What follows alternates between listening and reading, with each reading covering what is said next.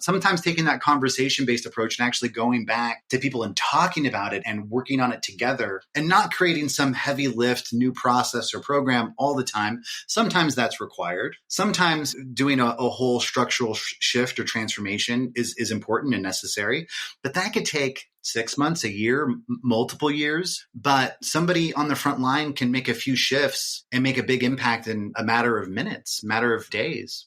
This is the Rebel HR Podcast, the podcast where we talk to HR innovators about all things people leadership. If you're looking for places to find about new ways to think about the world of work, this is the podcast for you. Please subscribe from your favorite podcast listening platform today and leave us a review. Rebel on, HR Rebels. Hello, Rebel HR listeners. Welcome back. Really excited for the conversation this week. We've got a great guest with us today. Kevin Campbell is an employee experience scientist at Qualtrics and also founder of Lifted Leadership LLC, where he coaches Fortune 500 executives on how to acquire, develop, and retain their most valuable asset, their people. Welcome to the show, Kevin. Good to be here, Kyle. Well, I am really excited that we're talking today. You know, before we hit record, I was just getting really excited to totally nerd out on people analytics, and I think I have a feeling that there's going to be some really valuable insight for our listeners here today as we start to talk about kind of the data and how to tie that into some of the things that we do in human resources. So. Before we get into that, I want to understand a little bit more about your background and what got you into the people analytics and executive coaching realm. Well, I think there's professional and personal reasons. Personally, my mom, when I was just about 10 years old, had a nervous breakdown from work stress. And at one point, she crawled out of her job on her hands and knees. She was great at what she did, but she just got burnt out, and it really left a mark on me and made me realize that I wanted to do something to improve the world of work for the better. And early in my career, I believed I was going to do that through recruiting. I was going to recruit the best talent from the worst places and get them the best jobs at the best places. And ultimately, that led me to being a headhunter for Google. So I was recruiting software engineers from all around the world and bringing them to Mountain View. And despite working at the best place to work, according to all the workplace lists, I still saw a high degree of variance in terms of how engaged people were in their job. And that's what made me interested in understanding what actually makes people happy at work. And as a recruiter, and I'm sure your listeners who work in recruiting can understand that there were times where I would fall in love with a candidate and the hiring committee at Google wouldn't agree that they were a great candidate. So I wanted to figure out a data-driven way of being able to quantify someone's potential to be good in a role. And that's what made me decide to go back to school and study organizational psychology, worked with the Gallup organization, worked with Gallup.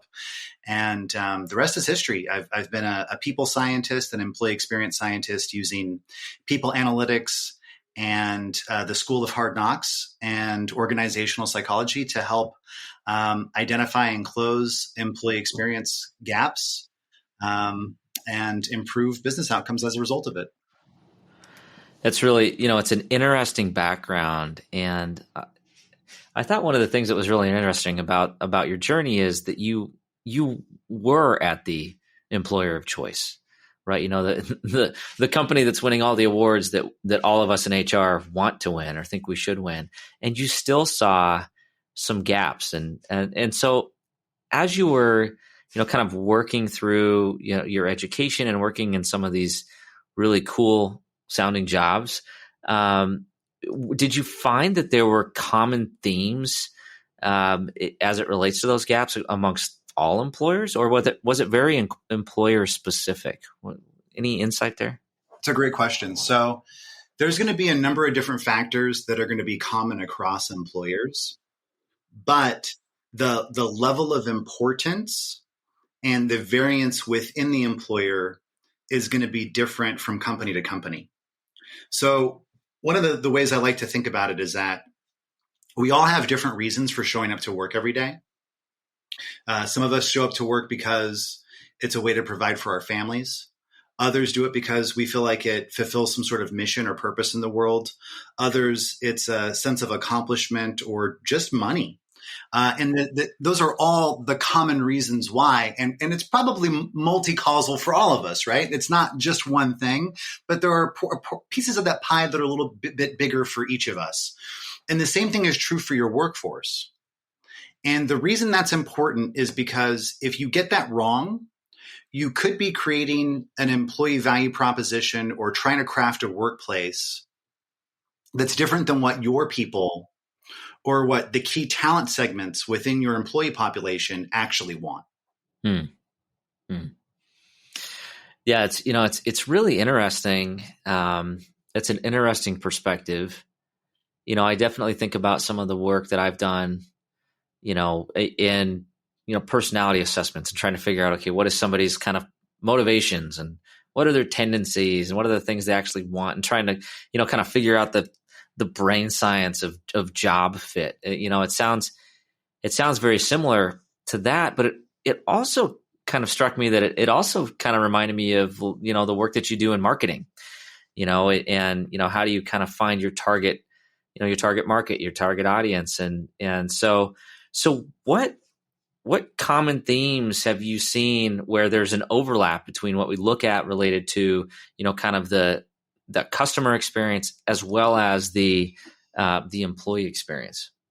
Well, so marketing is a great point, because so much of our experience, when we talk about those things like customer experience, employee experience, our experiences are not an objective assessment of what actually happens. Our experience is our perception and the gap, either negative or positive gap, between what was expected and what happened, right? So much of how you market yourself as an organization, whether it's to your customers or to your employees, is going to set a certain expectation. And if you're setting that bar high and you fail to meet that expectation, then you're going to have a subpar experience. Let me give you an example. I'll try and sell you a job. The onboarding experience for this job is that we're going to put you through one of the most grueling experiences of your life. We're going to make you wish you had died. We're going to tear you down and build you back up in our image. You're probably not going to make it through the onboarding experience because most people fail. And if you do happen to be one of the few that makes it through, your reward is going to be being shot at by people that hate you and everything you stand for. Mm-hmm. Now, I've just described the special forces for every branch of the military of every country in the world, right? But the best and the brightest line up to enroll in special forces divisions, right? Because they want that challenge. And it's not about building for the masses or building for a persona that captures everything to everyone, but building according to the persona that makes sense for your workforce, your business, and the talent strategy that you want to implement.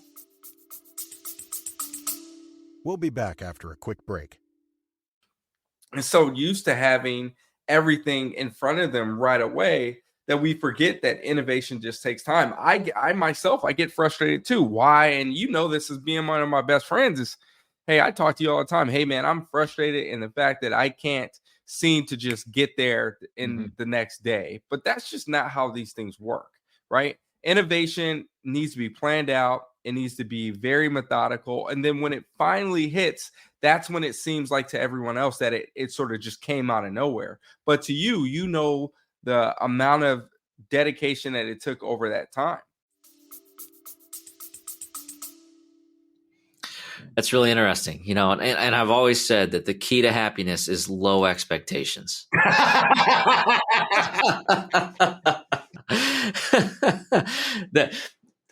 All kidding aside, it is really interesting. And I remember, vividly early in my career, I used to work for an organization that, I won't name here, but it was all about trying to sell the dream, right? Like, hey, you got a candidate, you just got to sell the dream and they're going to love it. And what we would find is we would sell the dream, and then somebody would come in and they'd be like, this isn't a dream, this is a nightmare. Why did you tell me that I was going to have, all of these wonderful perks and that this was going to be a wonderful learning experience? Instead, I'm like doing, menial labor and really frustrating, getting yelled at by customers on a regular basis. It was pretty eye opening. Actually, so I started giving them the realistic job preview, and what I found is, the selection was much better because people who were like, oh yeah, I can handle that kind of thing. I've done that before. I'm from the school of hard knocks. They would come in and they'd be much more successful because they just knew, oh, this is just part of the gig, right? It didn't line up with the marketing strategy though that our recruiting team had, and so there was like this incongruence with what I was doing and what they wanted us to do, and there, that was kind of a point of conflict early in my career. That, I feel like you've vindicated me a little bit, Kevin. That makes me feel a little bit better about that experience. But it's true. I mean, I think it's absolutely true. So thank you for that. Yeah, no, I mean, I just want to, chime in just for a second on that. I mean, it's like, that's where the data can be so helpful, right? Two healthcare organizations. One was a hospital system. The key talent profile there was nurses. Another was a medical device company. The key talent profile there was salespeople. The assumption was salespeople were driven by money and nurses were driven by mission and purpose. And there's truth to that. But the thing is that the medical device sales reps, when we actually looked at what was motivating to them using data, what was determined was they could make great money anywhere. The thing that actually made the difference to them was mission and purpose. For the nurses, it was the exact opposite. They're going to find mission and purpose no matter where they go because of the nature of their work. The key differentiator for them was actually money. So sometimes it's taking the filter off, removing the stereotypes, and thinking about, okay, what does the data actually tell us, especially the counterintuitive piece, right? The part that's like, oh wait, I didn't think that was actually going to have an impact. On the customer experience side, a great example of that is that customers that have problems and then have that problem resolved end up being more loyal customers than customers that never had a problem to begin with. And I haven't tested this, but my guess is that the same thing is true on the employee experience side. It's not about having a perfect experience, but it's that when things inevitably go wrong, how do people show up to make sure that you get back on track? Yeah. That's really interesting. All of my data there would, of course, be anecdotal and, kind of situational. I would say, in my experience, I think you're onto something there as it relates to, how you react to a poor situation or an employee who's frustrated with the decision that you or another leader made. It's all about how you react to that feedback. It depends on the situation. If I feel like if somebody feels like they've been wronged so much, it's almost irreparable damage. But if it's not drastic and you admit that you were wrong and then you make a change and they can actually see the change that's visible, I have seen people like the commitment level goes up. They're like, and I will have like repeat customers, so to speak, like they'll come back because they know, hey, if I got a problem, Kyle's going to listen, he's going to do his best to help. And, you do kind of, it's almost like a trust building exercise with employees. It's been my experience with some of those. So. Yeah, that makes a lot of sense. And I love what you said about you have repeat customers, because I think that's a newer trend too, right? Of like thinking about HR, IT, legal, your customer base for those departments, for those functions, is the employee population. Right. So the more you can think through that customer serving lens, the better off the organization is going to ultimately be. Right. My role is usually as an SME and a consultant within the organizations that I work for as an advisory capacity. And I get pulled into sales conversations a lot, even though I'm not a salesperson. But I see the salespeople as my internal customer, right? The degree to which I can help them do their job better, the better off the organization is going to be overall. And the more that if you're not customer facing, your customer is the customer facing employee. Right. It was interesting. I was having a conversation with a customer success VP at one point, and he said, "Oh, yeah, that's true, but the difference is that employees don't necessarily have a choice of what IT or HR or legal department to use." And I said, "You're wrong. People have a big choice, right? There's a lot of places to work. There's a lot of options right now."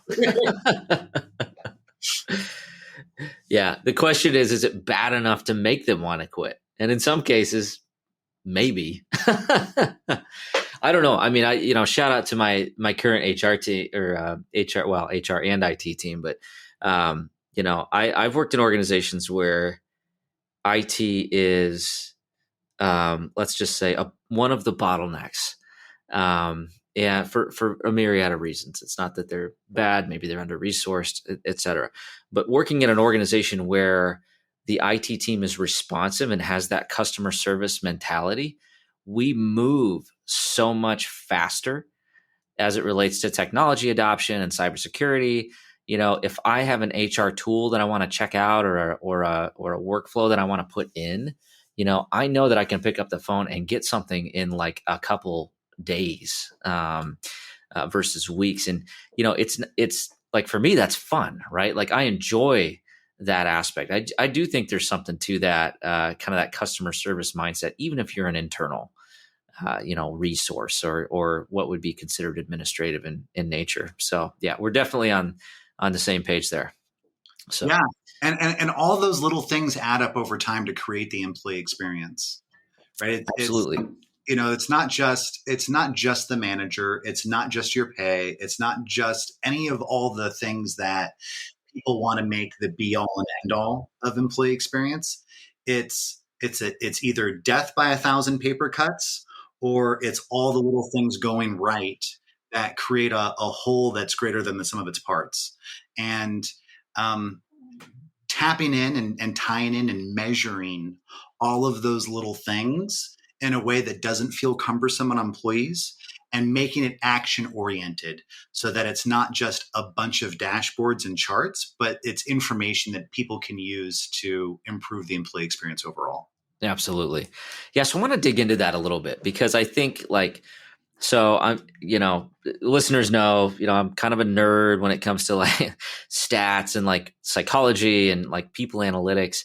But one of the challenges, and I struggle with this a lot, is there's so much data available out there, especially with all the HRIS and, you've got these applicant tracking systems. You could build dashboard after dashboard for the, for an entire week, and then look at it and go, okay, now what do I do with this? Like this is really interesting. And I like these pie charts, but as you think about people analytics, but then actually converting that into action items, what are some of the things that you recommend we think about as HR practitioners? Kind of essentially, where should we start, and what are the big things that we need to really be thinking about as it relates to the people analytics available to us?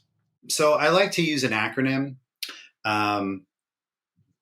People analytics is as easy as ABC 1, 2, 3. So I'll start with the 1, 2, 3. Pick one thing to act on, do 2 things about it, and communicate it out 3 times. There are so many employee feedback systems. There are so many passive listening systems.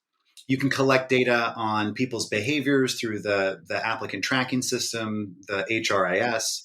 There's more active feedback mechanisms like surveys. And a lot of times people are acting on that data, but they don't close the loop on what they've done.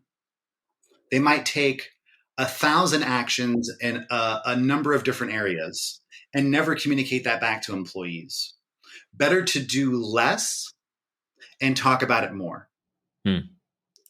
The other piece is you want to have it be action oriented, which is the A, business relevant, and conversation based. So what do I mean by action oriented? I love that you mentioned dashboards as an example, right? So sometimes what I'll do with clients is I'll build dashboards or a mock-up of dashboards before we've ever collected any data and say, who's going to own the actions that this dashboard suggests? Put that dashboard in front of someone and say, what would you do with this? Because now you're not asking someone to design something in a vacuum based upon what they think they need, but you're having them react to a real vision of what could possibly happen. You find out that a key demographic within your population decides that they're not going to stay for the next 6 months. What do you do with that? And by the way, you find out that it has to do with a sense of belonging within your organization. What do you do with that information? Right. So really begin with the end in mind around what's the action that you ultimately are going to take. Put as much effort into acting on the data as you do collecting the data, maybe even more so. I think it's also around communicating that you're not sharing this information or collecting this information just for the purpose of understanding, but that you're doing it for the purpose of improving things. Mm-hmm. So that's the action-oriented piece. The next piece is business relevance. What are your burning platforms? We all know kind of from the research and talking to folks like myself and yourself that employee engagement has a huge impact on business outcomes. But how can you make that palpable for people?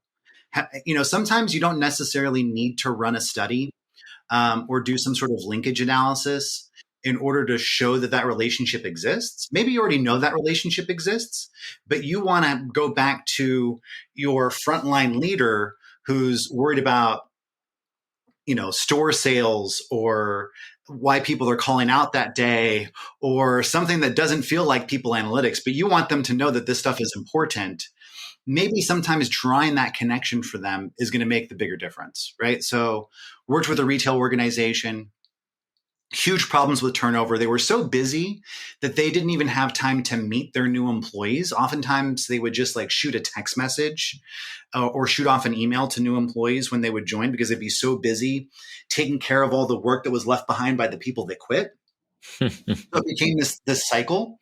And what we found through doing some employee journey analytics was that if a manager on an employee's first day met with them one-on-one, there was a 5-fold increase in their intent to stay 6 months later. So that's how you make something business oriented and actionable. Because let me tell you, a retail store leader doesn't necessarily care about your onboarding survey or your belonging survey or your engagement survey.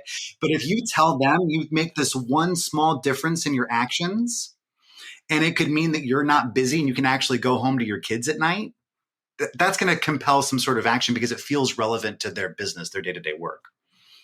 And beginning with that, sometimes when I'm debriefing employee engagement results or any kind of people analytics results with leaders, I don't even start with talking about anything related to the workplace or the workforce explicitly. I'll talk about their business goals first. I'll say, what's your strategy? What are the challenges that are facing your business? And how can this information that we're getting from our employee listening and people analytics, how can that inform this strategy and the decisions that we're making? I know I've said a lot, so I'll pause there before we move on to C. No, that's great. No, it's great. I'm sitting here. I'm taking notes. I'm thinking about, oh man, I really screwed that up the last time we did a survey. I should probably think about that. But I had total flashbacks. I spent 13 years in retail. And so I'm sitting here and I'm thinking, yep. I've been that manager. I didn't have text messaging capability because we weren't supposed to have cell phones on the floor. But it was sometimes you'd see somebody and it was literally Oh, you're the new person. High five. See you later. I got a customer mad at, customer service, and I got to do, it's stuff like that. And, but that would be, a really powerful analytic. I think it's also one of those things where, like, I think about it from an HR standpoint, and it's like a lot of times we are the ones like tasked with, here, onboard this person, right? Like, you got a new hire, here, get them ready to go, deal with them on the first day, get them ready to go. And then, so often it's like that baton handoff in a race where it's like, here you go, and you hand it off. And it's like, if you fumble that handoff, and that manager's like, well, you're supposed to manage the training and onboarding, I'm too busy to handle it. If you do have analytics that you can point to and say, hey, manager, here's what we found. If you take the time to spend X amount of minutes with this person, they are more likely to be here in 6 months. Do you want that to happen?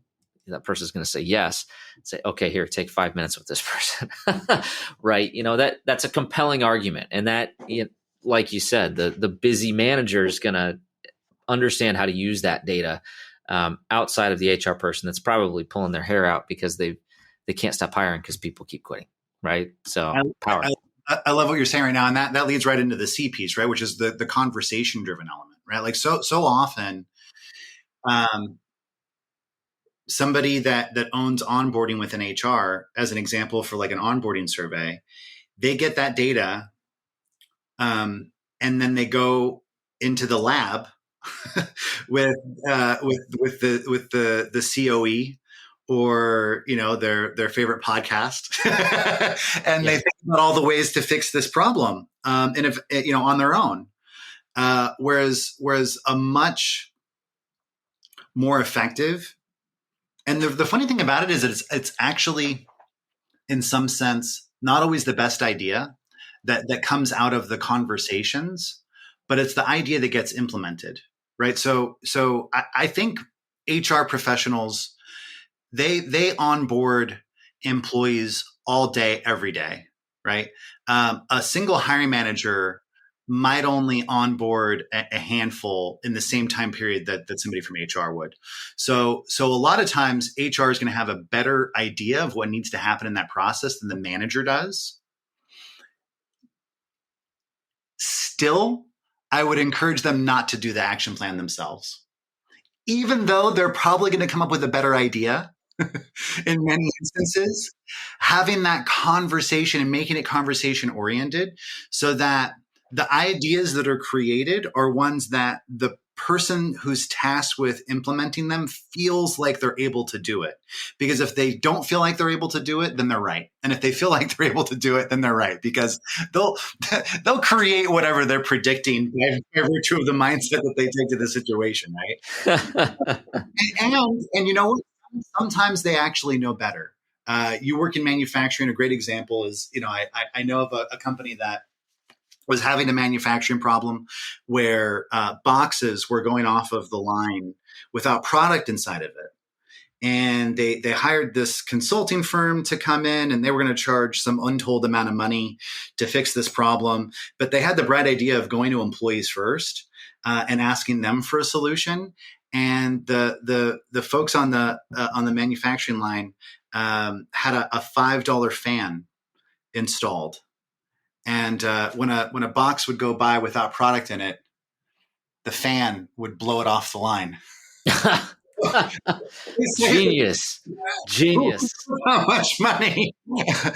Right now, that might not be a long-term solution necessarily, but it was certainly a quick one that cost them a lot less than what it would have been to hire consultants. So yeah, so sometimes taking that conversation-based approach and actually going back to people and talking about it and working on it together, and not creating some heavy lift new process or program all the time. Sometimes that's required. Sometimes, doing a whole structural shift or transformation is important and necessary, but that could take 6 months, a year, multiple years. But somebody on the front line can make a few shifts and make a big impact in a matter of minutes, matter of days. Absolutely. I think it's a really powerful statement, and I I can certainly reflect on many times in my career, and I'm sure many of our listeners can as well, where, they feel like they've had the right answer and they have tried to dictate what the right answer is perceived to be in their minds, and have been met with heavy resistance because people just feel like they're being told what to do, or they don't have any agency in actually providing the solution. And even though it might be a wonderful idea, it could be a 10. If the person you're talking to is like, they believe it at the level of a 2, you're going to get a pretty poor outcome versus someone who believes it strongly, even if the answer is an 8 versus your 10, right? You have to give up a little bit of that ego sometimes and let it happen. One of the things that I also wanted to jump into a little bit is I wanted to understand a little bit about maybe some of the actual metrics that you're seeing success with. And one of the things you mentioned was, a kind of employee journey analytics, which I just think it sounds really interesting. So before we get into that, like what do you define as employee journey analytics? Like what does that mean? What are you really looking at as you're looking at those analytics? You're looking at different points in the employee journey and answering questions by connecting data at those different points that you wouldn't be able to answer without connecting the different points along that journey. So what are the early experiences in onboarding that predict how engaged somebody is going to be 6 months later? What training and development opportunities actually lead to a quicker time to ramp? Which developmental experiences for leaders lead to higher employee engagement scores, and what aspects of employee engagement lead to lower turnover in the real world for that regrettable population?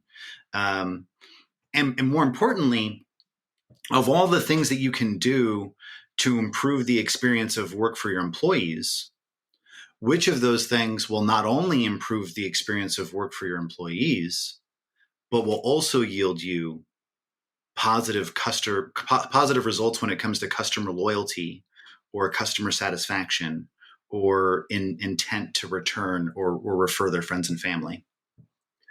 So that's how you connect the dots between different points in the employee life cycle. And a lot of times different people are owning different pieces of that puzzle, and they don't talk to each other in a coordinated way, right? Like, so maybe the talent acquisition, sometimes talent acquisition will own onboarding, sometimes it will, but let's say it does.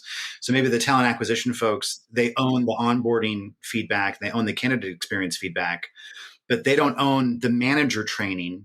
And your manager training is the missing piece of the puzzle for having better offer acceptance rates and a less biased job interview, and they're the missing component of that onboarding piece. But if your data is not talking to each other and your people aren't talking to each other, you're missing out on a huge insight that's just waiting to be discovered, and can be integrated in a really interesting way. I love that. And there's so much there. I do think, I think many out there are kind of thinking, yeah, that's really cool. There's so much there, but I'll use an example of something that, and this was not a big, massive lift, but one of the theories that we had in my organization is that speed of hire was important. That was the theory, right? That was just an assumption. Because we were calling candidates and they'd be like, I already got a job, right? So what we did is we just pulled the data from our applicant tracking system, and we just figured out, okay, what jobs are we hiring for more quickly? And then we looked at how long does it take for somebody to touch this application, right? And we found that there was some level of correlation there, that jobs that sat open for a week before getting a phone call versus jobs that sat open for a day and got a phone call like the next day, they were just filled more quickly. But that insight actually led us to actually take some action. So we invested in some text messaging capabilities.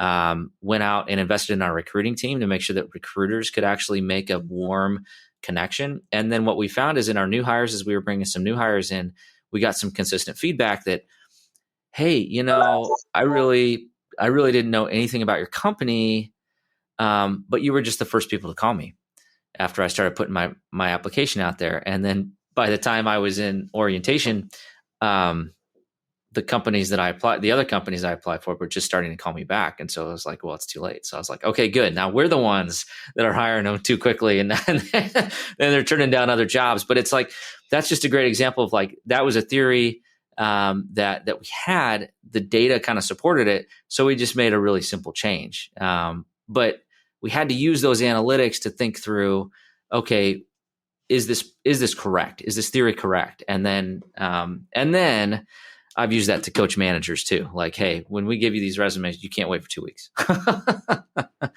Because that still happens. I can't claim that we're perfect at that. But you know what I love about that too is that I think that's a great example of how you can act on a correlation and know that, okay, well, there might be a rival hypothesis in terms of what's happening here. There might be another variable that you're not accounting for, but calling people back right away after they've applied to a job, moving on a candidate quickly is a good thing to do anyway. Right. Yeah. It's not regrettable to do that. But I think a lot of times what the data will show us is it will reinforce oftentimes good behavior that we already know we ought to be doing. But it's not just about that. It's also about giving people the gift of focus.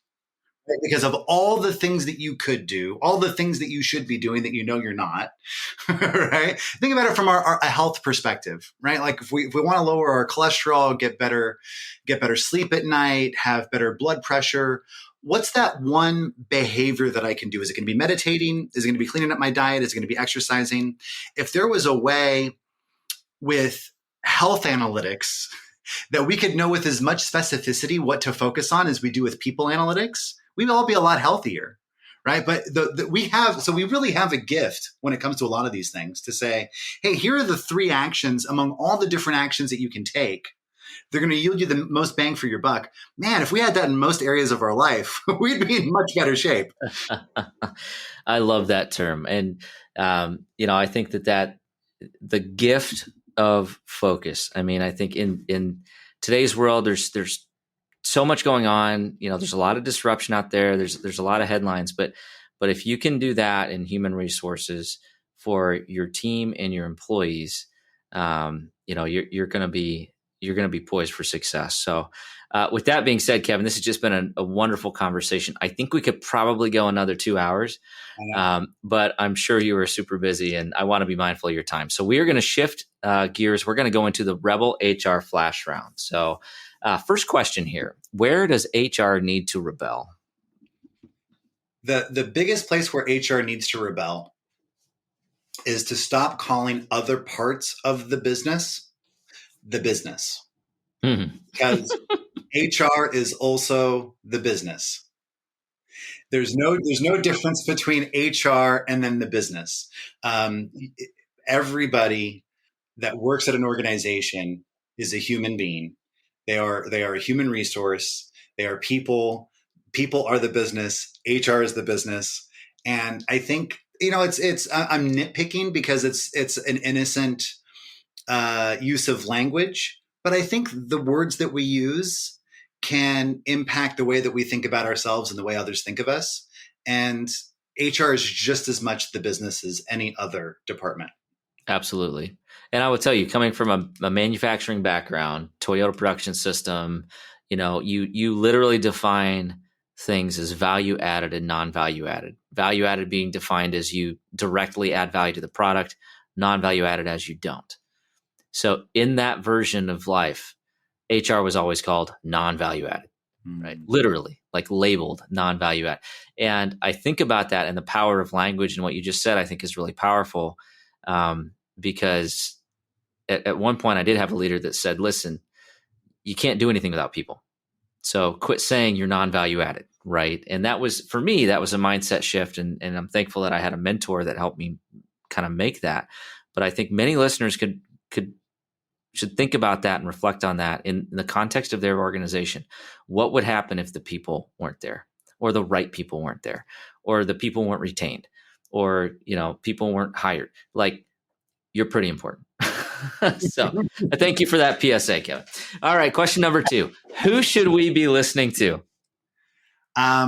So when you ask this question, do you mean like who should you be listening to at work? Who should you be listening to out there on podcasts? Help me out with this. You go wherever you want with it. I've had everything from bands to podcasts. So yeah. Okay. Yeah. So, anything by Adam Grant is worth listening to. Bruce Temkin, my mentor and the leader of the Experience Management Institute. If you're interested in experience management, whether that be employee experience, brand experience, customer experience, product experience, he is besides Qualtrics, he's the creator of the experience management category. So anything coming from the XM Institute and Bruce Temkin is going to be golden.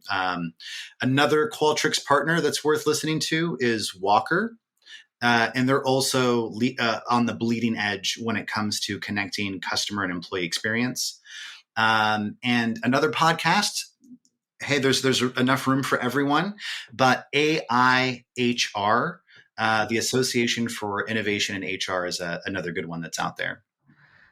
Absolutely. Yeah. Great suggestions. Check it out. I do think, that this experience movement for me is just so fascinating. And I think it is actually putting science and data behind what I think many of us in the kind of the people profession have always believed and assumed, but it's putting some power and some voice behind that. So I think it's wonderful work. And I'm definitely going to check out the Bruce. I'm not familiar. So thanks for the shout out. Yeah. All right. Last question. How can our listeners connect with you and learn more? Find me on LinkedIn, Kevin G. Campbell, XMP, ACC. Those are the designations I have after my name. They make it easy to find me. Follow me on LinkedIn, connect with me on LinkedIn, and Google my name and find stuff that I've written and shows that I've been on. And we'll be in touch. I don't have anything that I'm hawking or selling. Don't have a website that I'm trying to send people to. I just love talking about this stuff and sharing this information with as many people as possible. Absolutely. And we will have all that information in the show notes. So Kevin, it's just been an absolute joy getting to know you. I'm definitely going to be following all the content that you put out there, and just appreciate your work and putting some of the energy and effort behind some of the work that we're all doing every day. So thank you very much. Yeah, it's been a pleasure. Thank you. Thanks. All right. That does it for the Rebel HR podcast. Big thank you to our guests. Follow us on Facebook at Rebel HR Podcast, Twitter at Rebel HR Guy, or see our website at rebelhumanresources.com.